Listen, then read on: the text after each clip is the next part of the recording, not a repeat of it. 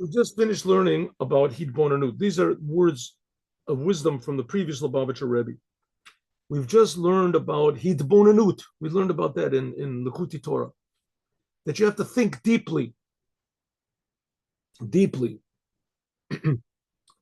Really, there's a difference between meditation and contemplation. Meditation means you remove yourself from the world. You remove yourself from the world. You meditate on something which you don't think about the world. Contemplation is not that. Contemplation is answering a question. Is how do you say, dealing with a problem, trying to answer a problem until that's contemplation. Something that's really important to you. You have a problem.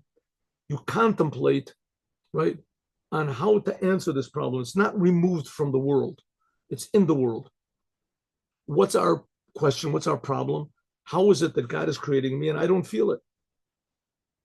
So start thinking about this. How can it possibly be? When you read Chassidut, it should arouse in your mind thousands of questions, right? What is this that God is, Atzilut and Bria, what is this talking about? What does it mean? Is this stuff really real? So we're thinking about God. There's three ways of thinking, three forms.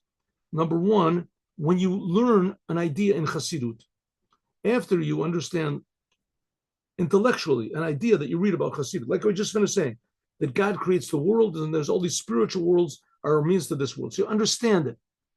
So you meditate it on the depth of it until the intellectual element shines forth. You think about it. I don't have the word meditate. Okay, meditate is in this, but it's meditating in the sense that you're not removing yourself from the world. You're trying to figure out what is the meaning of this? What is the meaning? It's a big question in mind. What does it mean? That's intellectual. Next, right before you pray, this is sensing the vitality. Then you get a little bit emotional. Your intellect becomes emotional. It's me. I'm thinking about God is creating me. You sense the vitality of the idea.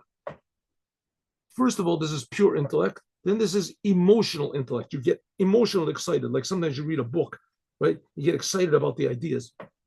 The third one is when you are praying. Then you feel godliness. That's not just intellectual, and it's not just the emotional that the intellect becomes enlivened, but it becomes you enlivened. You become emotional yourself. God is really creating me. These three things are the rungs on the ladder of sensitivity. It's only by God's mercy to us that occasionally you can sense God spontaneously without thinking at all. This comes because of what's called the essence of godliness, which is in your soul, right? Like you find sometimes people are, they're totally distant from God, and suddenly they think, "Wow, I'm a Jew." What does it mean? Nowadays, especially with this old anti-Semitism, right? People think, "I'm a Jew, you dirty Jew, I'm a Jew." What does it mean? All of a sudden it sparks up, "Wow, I'm a Jew." But that's very rare. Serving God means your own efforts.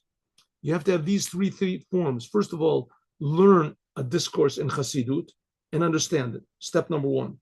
Step number two, try to feel the life of the idea, how alive it is. And finally, when you're praying, you're actually talking to God. You feel the reality and the truth of the idea. You feel it to yourself. Okay, that's the Yom Yom for today. And now story.